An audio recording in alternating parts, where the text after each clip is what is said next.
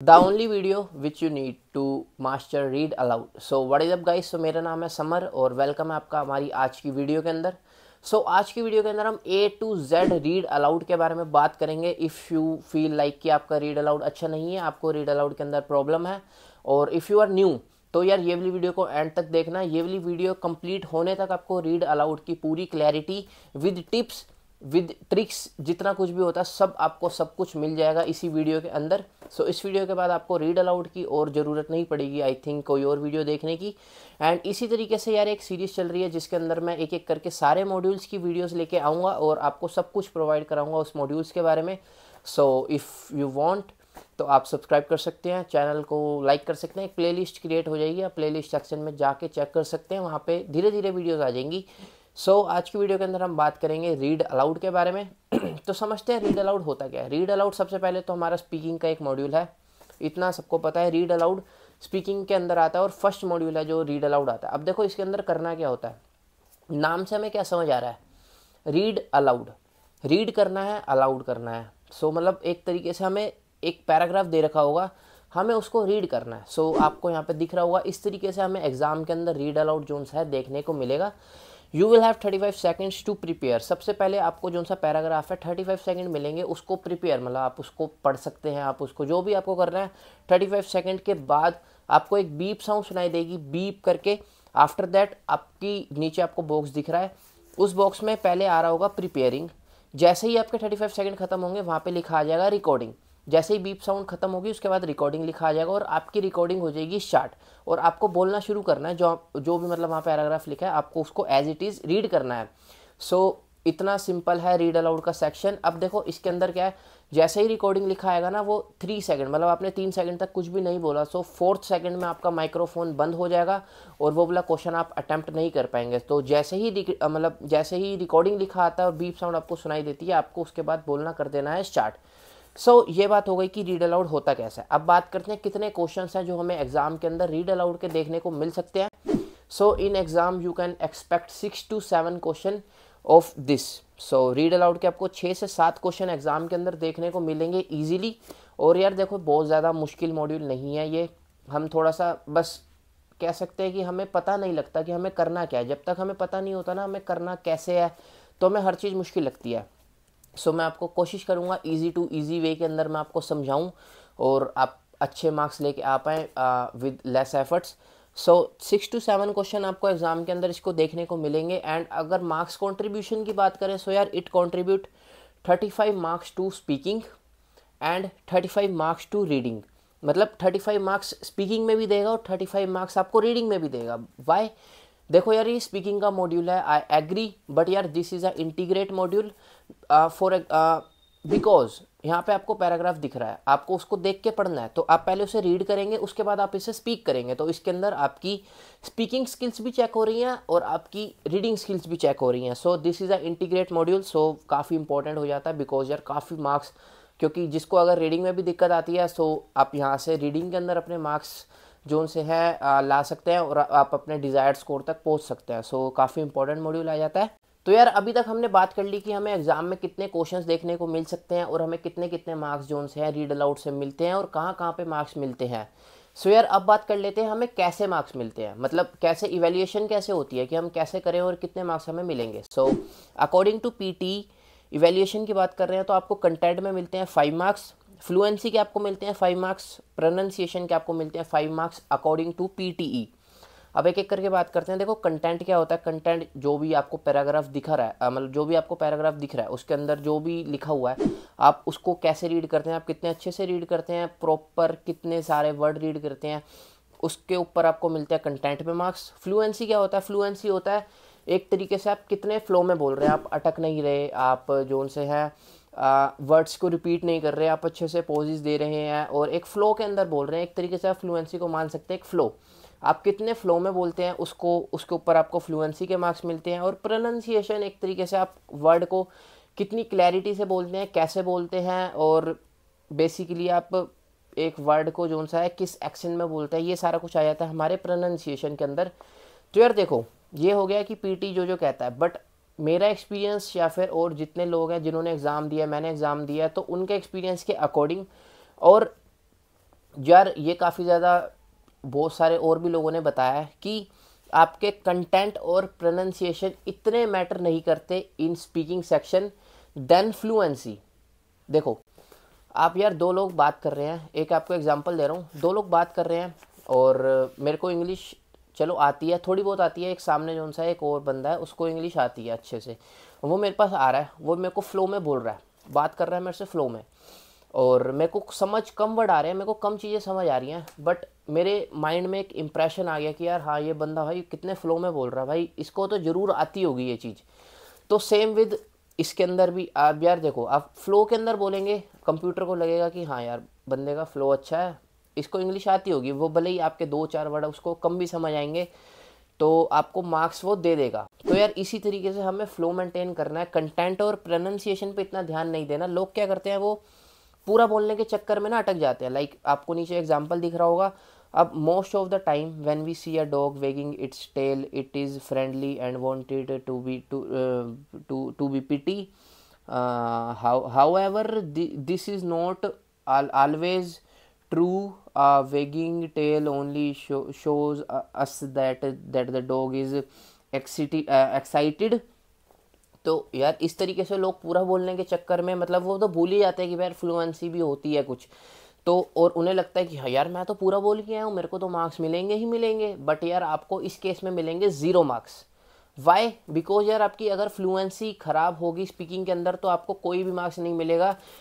Doesn't matter कि आपका content पूरा आपने बोला या आधा बोला या क्या बोला है, कंटेंट आपका इस केस में नहीं देखा जाएगा। सो अगर अब इसको हम वाइस वर्सा करें कि आपने यार कंटेंट थोड़ा सा आप अटक गए बट आपका फ्लो बहुत अच्छा है, like for example most of the time dog wagging its tail it is friendly and wanted to be petted, however a wagging tail only show us that the dog is excited.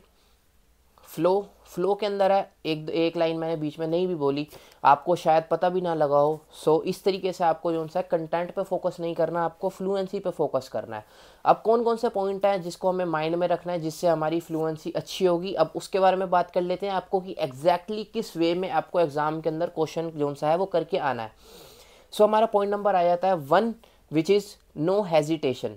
अब यार देखो, लोग भाई practice भी करते हैं और उन्हें ऐसी बात नहीं है कि यार पैराग्राफ पढ़ना बहुत ज़्यादा मुश्किल नहीं होता, लोग कर सकते हैं, बट यार वो एग्ज़ाम में जाके हेजिटेट कर देते हैं। यार आप कंप्यूटर के सामने क्या हेजिटेशन, फॉर एग्जांपल यहाँ पे लिखा हुआ हेजिटेट कैसे करते हैं, most of the time when we see a dog wagging its tail it is तो हेजिटेट कर गए, सारा गलत कर दिया, 0 मार्क्स मिलेंगे आपको इस केस में।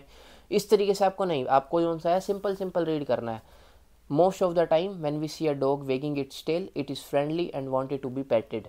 इस तरीके से आपको बोलना है। यार आपको घबराना किस चीज़ से, यार कंप्यूटर के आगे तो आप एग्ज़ाम दे रहे हो और एग्ज़ाम ही तो है, अगर अच्छा नहीं किया आप दोबारा दे सकते हैं इसको। सो आपको इस माइंड सेट से चलना है। तो आपको हेजिटेट नहीं करना एग्ज़ाम के अंदर, विच इज़ जो काफ़ी लोग करते हैं, तो इससे आपकी फ्लुएंसी ख़राब होती है। अब सेकंड पॉइंट की अगर हम बात करें, which is no fumble.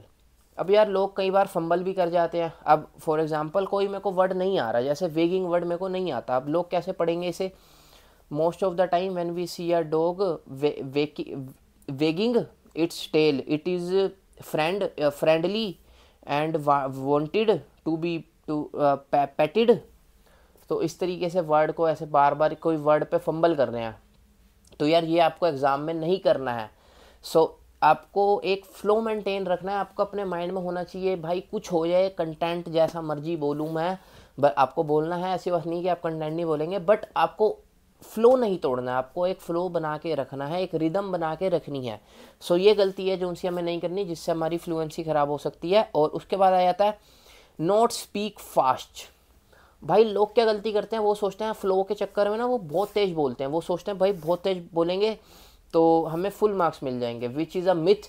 Because जब भैया मैं प्रैक्टिस कर रहा था तो मैं भी ये सोचता था कि हाँ भाई अगर मैं तेज़ बोलूँगा सो मेरे को अच्छे मार्क्स मिलेंगे। For example most of the time when we see a dog wagging its tail it is friendly and wanted to be petted, however this is not always true. A wagging dog one show that that dog is excited, not that it is happy.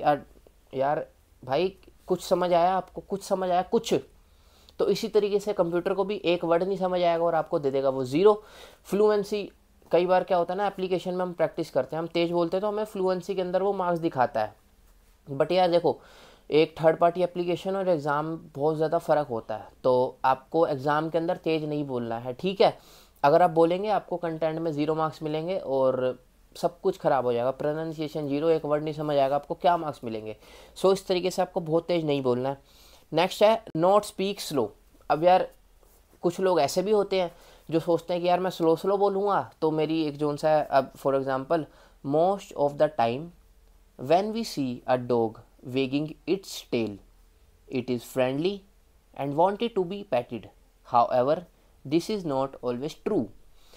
भाई क्या मतलब, एक तो आपका timer out हो जाएगा, 40 second का आपको टाइम मिलता है, और दूसरा आपको इसके अंदर फ्लुएंसी के कोई यार आपसे कोई नॉर्मल बंदा बात कर रहा है, अगर इतनी स्लो स्लो बात करेगा तो आप क्या कहोगे, भाई जल्दी ख़त्म कर भाई, क्या बोर कर रहा है। सेम विद अगर आप बहुत तेज़ बोल रहा होगा, कहेंगे भाई थोड़ा स्लो बोल ले, समझ ही कुछ नहीं आ रहा।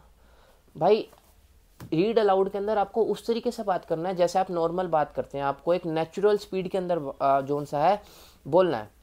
Most of the time when we see a dog wagging its tail, it is friendly and wanted to be petted. However, this is not always true. A wagging tail only shows that the dog is excited, not that it is happy. A tail that is high like a flag and wagging. बहुत तेज नहीं, बहुत slow नहीं, natural speed के अंदर। तो इसी तरीके से आपको एग्ज़ाम में भी बोलना है, तेज़ नहीं बोलना, ना मैं अटका ना मैंने फंबल किया, कुछ भी नहीं। सो इस तरीके से आपको एग्ज़ाम के अंदर बोलना है। नेक्स्ट जोन सा हमारा आ जाता है जो फ्लुएंसी ख़राब आपकी कर सकता है या फिर आपके जोन से मार्क्स कम कर सकता है, which is not fake accent, accent, accent जो भी आप बोलते हैं। तो यार देखो, we are Indians, I am Indian, मेरे एक्सेंट इंडियन है। देखो भाई मैं हूँ या पार्क को पार्क कहने वाला बंदा हूँ मैं।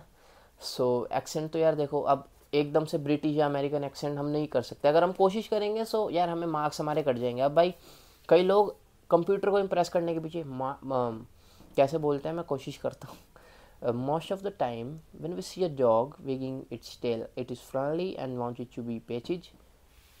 यार भाई ऐसे बात करते हो नॉर्मल भाई घर पे, तो भाई आपको अपने एक्सेंट नहीं बोलना है। जो सा कंप्यूटर है it is able to understand your Indian accent. So आपको भाई जैसे आप बोलते हैं, जिस एक्सेंट में आप बोलते हैं वो मैटर नहीं करता, आप कितनी क्लैरिटी से बोलते हैं वो मैटर करता है। कि आप अगर आप बोल रहे हैं ना मोस्ट ऑफ द टाइम, आप मोस्ट ऑफ द टाइम की जगह आप मोस्ट ऑफ द टाइम बोलो, वो समझ जाएगा। आप उसको समझ आना चाहिए कि आपने बोला क्या है, उसको एक्सेंट से मतलब नहीं आप अमेरिकन, ब्रिटिश, ऑस्ट्रेलियन किस एक्सेंट में बोल रहे हैं। So this is a myth. अगर आप भी एक्सेंट बनाने की कोशिश करेंगे सो आप ये गलती कर सकते हैं और आपके मार्क्स जो से हैं वो ख़राब हो सकते हैं। यार मैंने सारे पॉइंट जो हैं वो ट्राई कर रखे हैं। So this is what it is. So आपको ये नहीं करना, आपको एक फेक एक्सेंट नहीं करना, ठीक है। आपको एक नेचुरल जैसे आप बोलते हैं नॉर्मल, मैं आपसे बात कर रहा हूँ इसी तरीके से आपको जो सा है एग्ज़ाम के अंदर बोल के आना है, and that is it. So next point की बात करें, टेक पॉजेज। अब फुल स्टॉप और कोमा जो सा आता है उस पर हमें एक स्लाइड सा पोज देना होता है। लाइक फॉर एग्जांपल अगर मैं पोज नहीं दूंगा, most of the time when we see a dog wagging its tail it is friendly and wanted to be petted, however this is not always true. So इससे आपकी fluency ख़राब हो सकती है। सो हल्का सा मतलब आपको मान लो फुल स्टॉप पे 1 सेकंड का पोज दे दो और कोमा पे आप मुश्किल से आधे सेकंड का पोज दे दो, और चाहे तो उससे भी कम दे सकते हैं। Like most of the time when we see a dog wagging its tail it is friendly and wanted to be petted, however this is not always true. इस तरीके से आपको करना है। और कई लोग क्या होते हैं वो बहुत ज़्यादा लंबा पोज दे देते हैं। Most of the time when we see a dog wagging its tail it is friendly and wanted to be petted, however this is not always true. Wagging अगर आप इतना ज़्यादा पोज देंगे तब भी आपको ज़ीरो मिलेगा, आपकी फ्लुएंसीज ख़राब हो जाएगी और आपको कुछ नहीं मिलने वाला। और पोज नहीं देंगे तब भी आपको दिक्कत आ सकती है। सो आपको एक स्लाइड सा पोज देना है और इतना लंबा पोज नहीं देना है। सो आपको इसका भी ध्यान रखना है। यार ये सारे नोट्स ना आप एक बार बना के कहीं पे लिख लेना, ताकि आप बाद में प्रैक्टिस करें तो आप इन सारे पॉइंट्स को अपने माइंड में रखें और आप प्रैक्टिस करें। सो उसके बाद आ जाता है स्पीक कंटिन्यूसली। अब यार कई लोग ना रुक जाते हैं, बीच में अटक जाते हैं और भाई वहाँ पे रुक ही जाते हैं वो 4, 5, 10 सेकंड के लिए। मैंने बहुत सारे लोगों को देखा है। Like most of the time when we see a dog wagging its tail it is friendly and wanted to be petted, तो भाई आपको एक कंटिन्यूटी जो सी है वो मेंटेन रखनी है यार। आपको कोई वर्ड अगर नहीं भी समझ आ रहा वो मैं आपको बताऊंगा कि अगर कोई वर्ड आपको मुश्किल लग रहा है उसको आपको क्या करना है। तो द मेन पॉइंट इज आपको जो कंटिन्यूसली बोलना, आपको अटकना नहीं है। Most of the time when we see a dog wagging its tail it is friendly and wanted to be petted, however this is not always true. A wagging tail only shows us that the dog is excited, not that it is happy. A tail that is high like a flag and wagging. Simple, बिना रुके बिना अटके हल्का हल्का सा pose आप चाहें तो दे सकते हैं। सो इस तरीके से आपको कंटिन्यूसली जो सा है वो बोलना है। देखो इतना मुश्किल नहीं है, बस ये कुछ पॉइंट्स हैं जिसको आपको मास्टर करना है, ठीक है। उसके बाद नेक्स्ट पॉइंट की बात करें, डोंट होल्ड ब्रीथ। भाई ये प्रॉब्लम तो मेरे साथ बहुत ज़्यादा होती थी, आपके साथ भी ज़रूर होती होगी कि यार इतना बड़ा पैराग्राफ है, हम सोचते हैं एक सांस में बोल देंगे, क्योंकि अगर हमने सांस ले ली बीच में तो यार हमारी कंटिन्यूटी टूट जाएगी। सो यार इस तरीके से आपको नहीं करना, इससे आपको दिक्कत आ सकती है। Like for example, most of the time when we see a dog its waving it is friendly and wanted to be petted, however. भाई ऑब्वियसली यार हमें ब्रीथ लेने की ज़रूरत है, और पैराग्राफ के बीच में अगर हम सांस रोक के बोलेंगे कि हम एक सांस में पूरा बोल दें, सो ये हमें दिक्कत दे सकता है। सो हमें पॉइंट्स ढूंढने पड़ेंगे कि यार हमें कहाँ पे ब्रीथ लेना है, या फुल स्टॉप या कोमा पे आप, या फिर लाइन एंड पे आप जो सा है वो ब्रीथ ले सकते हैं। Like most of the time when we see a dog wagging its tail it is friendly and wanted to be petted, however this is not always true. A wagging tail only show that the dog is excited. तो आपको अपने जो से breathe के खुद point ढूंढने पड़ेंगे, और यार ब्रीथ लेनी ज़रूरी है वरना आप गड़बड़ कर सकते हैं। उसके बाद आ जाता है नॉट फोकस ऑन वर्ड्स। भाई कई लोग क्या करते हैं कि जैसे कोई कोई वर्ड वेगिंग है, फ्रेंडली है, पेटेड है, इसको ना भाई स्ट्रेच करेंगे कुछ वर्ड्स को, पता नहीं उन्हें क्या लगता है कि स्ट्रेच करेंगे तो वो ज़्यादा क्लैरिटी से वर्ड पकड़ेगा। Like for example, most of the time when we see a dog wagging its tail it is friendly and wanted to be petted, however this is not always true. A wagging tail only shows us that the dog is excited. So excited, आपको इतना उस पर focus नहीं करना, वो इतने आपको खुद एक्साइटेड नहीं होना है। सो आपको ऐसा नहीं कि कोई वर्ड को आप खींच के बोल रहे हैं, आपको स्ट्रेच नहीं करने हैं वर्ड्स, आपको एक सारे वर्ड्स एक अच्छे फ्लो में बोलने हैं, वरना आपकी फ्लुएंसी ख़राब हो जाएगी। आपको ऐसे नहीं बोलना most of the time, most of the time, most of the time, most of the time नहीं, आपकी फ्लुएंसी ख़राब हो जाएगी। सो ये काम आपको नहीं करना है। तो यार ये थे कुछ पॉइंट कि आप जिसके आपको जो सा मास्टर करना है और आपकी फ्लुएंसी अच्छे से हो जाएगी। अब यार मैंने आपको कहा, अब भाई आप कहोगे कि भाई कोई मुश्किल वर्ड आ गया तो भाई हेजिटेट या फंबल तो मैं खुद ही करूँगा, तो भाई अब मैं इसका क्या करूँ। सो अब कुछ पॉइंट मैं आपको बताता हूँ फॉर कंटेंट, कि आप कंटेंट को अच्छे से कैसे बोल सकते हैं या प्रेजेंट कर सकते हैं। So don't repeat words. कोई भी वर्ड मान लो, वेगिंग है जो सा वो मेरे को पढ़ना नहीं आता, फ्रेंडली मेरे को पढ़ना नहीं आता, पेटेड मेरे को पढ़ना नहीं आता, ठीक है। ये कुछ वर्ड्स हैं कि जो मेरे को पढ़ने नहीं आते, अगर मैं इसको पढ़ूंगा तो भाई मैं फंबल या फिर हेजिटेट तो मैं होऊंगा ही होऊंगा। सो इन दैट केस अगर आप ना कुछ भी इसको बोल सकते हैं, आप चाहें तो इसको स्किप कर सकते हैं, जो हमारा नेक्स्ट पॉइंट होगा। अब डोंट रिपीट वर्ड्स। अब मैं भाई इसको गलत बोल गया, most of the time when we see a dog wagging, wagging wagging, मैं वेगिंग बोल गया, चलो डॉग वेगिंग। अब मैं उसको दोबारा आके पीछे सही नहीं करूँगा, most of the time when we see a dog wagging और वेगिंग इट्स टेल। नहीं, आपने गलत बोल दिया तो बोल दिया, आप आगे बढ़ो, आपको अपनी कंटिन्यूटी ख़राब नहीं करनी। Most of the time when we see a dog wagging its tail it is friend and wanted to be petted. Friendly को आपने फ्रेंड बोल दिया तो ये नहीं आप पीछे आके दोबारा फ्रेंडली बोलोगे, नहीं, आप यहाँ पे गलती करोगे और अपने मार्क्स जो से हैं वो ख़राब कराओगे, फ्लुएंसी में भी कंटेंट में भी। So don't repeat words. गलत वर्ड बोल दिया कोई बात नहीं, हम आगे बढ़ो, ठीक है। उसके बाद स्किप डिफ़िकल्ट वर्ड्स और स्पीक एज यू कैन। अब यार देखो कुछ वर्ड हैं जो हमें मुश्किल लगते हैं और हम अगर उस पर बोलते हैं तो हम अटक सकते हैं या फिर हम गलती कर सकते हैं। सो आप उसको कर दो स्किप। आप ये मत सोचो कि यार अगर मैं 2-4 वर्ड कम बोल दूंगा तो मेरे को कंटेंट में मार्क्स नहीं मिलेंगे। मैंने आपको बोला है कि कंटेंट आपका मैटर इतना वैसे भी नहीं करता। अब जो मैटर करता है वो फ्लुएंसी मैटर करती है, और अगर आपके वो मुश्किल वर्ड बोलने के पीछे आपकी फ्लुएंसी ख़राब हो रही है, सो यार व्हाट इज़ द पॉइंट उसको बोलने का। सो आप उसको कर दो स्किप। फॉर एग्जांपल, अब मेरे को वेगिंग नहीं आता, फ्रेंडली नहीं आता, पेटेड नहीं आता, और क्या नहीं आता मेरे को, उसके बाद मान लो मेरे को ऑलवेज बोलना नहीं आता, या फिर मैं इसको बोलूँगा तो मैं अटक जाऊँगा। सो अब हमें इसको करना है स्किप। कंटिन्यूटी बना के रखनी है। Like for most of the time when we see a dog its tail it is and wanted to be petted, however this is always true. Wagging tail only. अब देखो पीछे मैंने जो सा फ्रेंडली नहीं बोला, वेगिंग नहीं बोला, तो ऐसे मैंने एक दो वर्ड नहीं बोले, क्योंकि अगर मैं उसे बोलता तो मैं अटक जाता, तो मैं उसको कर दूंगा स्किप। एंड यार देखो trust me, you can skip words. अगर आपकी फ्लुएंसी अच्छी है तो यार आप वर्ड स्किप कर सकते हैं, आप कोई भी वर्ड स्किप करें कोई भी दिक्कत नहीं आएगी आपको। और अगर आप वर्ड नहीं स्किप करना चाहते, आप कहोगे यार अगर मैं वर्ड स्किप करूँगा तो यार मेरे को पोज लेना पड़ेगा, like for example most of the time when we see a dog its tail and it is and wanted. अगर आप सोचते हैं कि हाँ मैं ऐसे रुक सकता हूँ, तो यार उसको अपने तरीके से बोल दो ना। आप मेरे को भाई वेगिंग नहीं पढ़ना आता, मैं वेकिंग पढ़ रहा हूँ उसे वेकिंग। फ्रेंडली नहीं आता मेरे को, फ्रेंडली पढ़ रहा हूँ मैं उसे फ्रेंडली।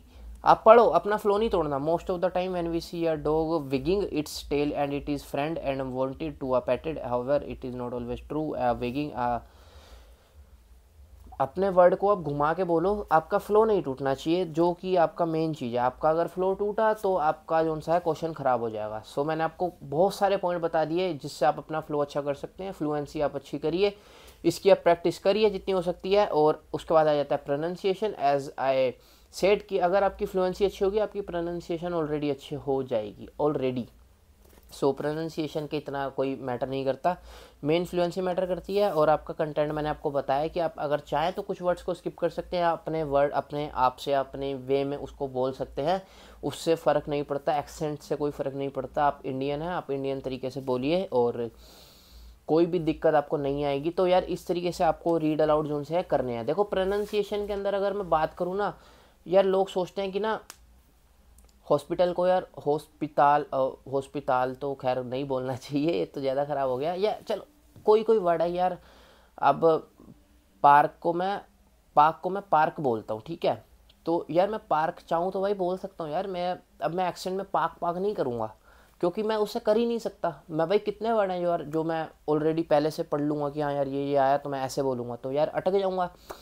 सो फ़र्क नहीं पड़ता आप पार्क बोले या पार्क बोले, आप क्लियरली उसे बोलें। ऐसे नहीं कि आप मन मन में बोल रहे हैं कि I am going to park, what is this. आपको बोलना I am going to park.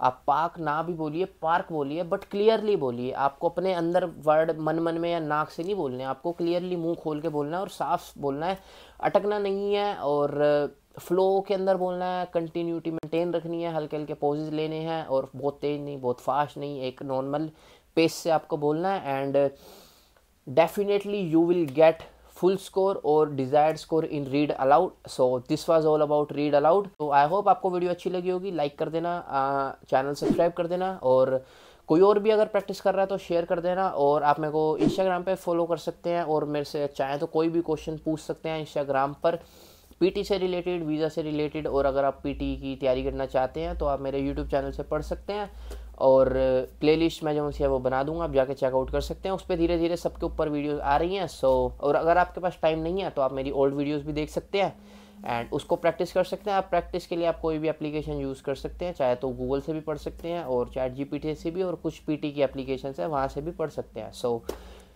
मिलते हैं किसी और बढ़िया सी वीडियो में बहुत जल्दी। आपको मिलेंगे रिपीट सेंटेंस की वीडियो लेके, तो मिलते हैं। Till then bye bye.